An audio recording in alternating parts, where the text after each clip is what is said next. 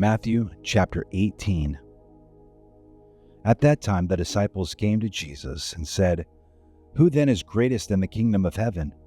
And he called the child to himself and set him before them and said, "Truly I say to you, unless you are converted and become like children, you will not enter the kingdom of heaven. Whoever then humbles himself as a child, he is the greatest in the kingdom of heaven. And whoever receives one such child in my name receives me. But whoever causes one of these little ones who believe in me to stumble, it would be better for him to have a heavy millstone hung around his neck and to be drowned in the depth of the sea. Woe to the world because of its stumbling blocks, for it is inevitable that stumbling blocks come. But woe to that man through whom the stumbling block comes.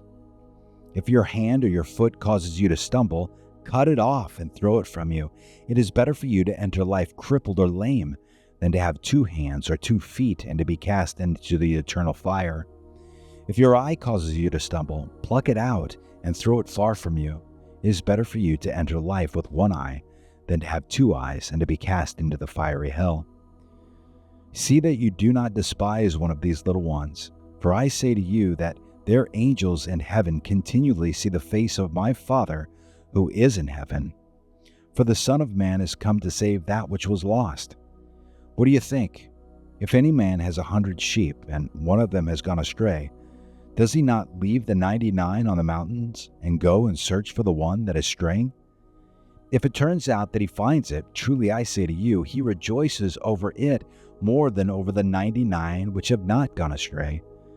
So it is not the will of your Father who is in heaven that one of these little ones perish.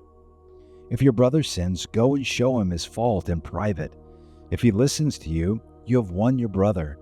But if he does not listen to you, take 1 or 2 more with you, so that by the mouth of 2 or 3 witnesses every fact may be confirmed. If he refuses to listen to them, tell it to the church. And if he refuses to listen even to the church, let him be to you as a Gentile and a tax collector. Truly I say to you, whatever you bind on earth shall have been bound in heaven, and whatever you loose on earth shall have been loosed in heaven. Again I say to you, that if 2 of you agree on earth about anything that they may ask, it shall be done for them by my Father who is in heaven. For where 2 or 3 have gathered together in my name, I am there in their midst. Then Peter came and said to him, Lord, how often shall my brother sin against me, and I forgive him? Up to 7 times? Jesus said to him, I do not say to you up to 7 times, but up to 70 times 7. For this reason the kingdom of heaven may be compared to a king who wished to settle accounts with his slaves. When he had begun to settle them, one who owed him 10,000 talents was brought to him. But since he did not have the means to repay, his Lord commanded him to be sold along with his wife and children and all that he had, and repayment to be made. So the slave fell to the ground and prostrated himself before him, saying, Have patience with me, and I will repay you everything. And the Lord of that slave felt compassion and released him and forgave him the debt. But that slave went out and found one of his fellow slaves who owed him 100 denarii. And he seized him and began to choke him, saying, Pay back what you owe. So his fellow slave fell to the ground and began to plead with him, saying, Have patience with me, and I will repay you.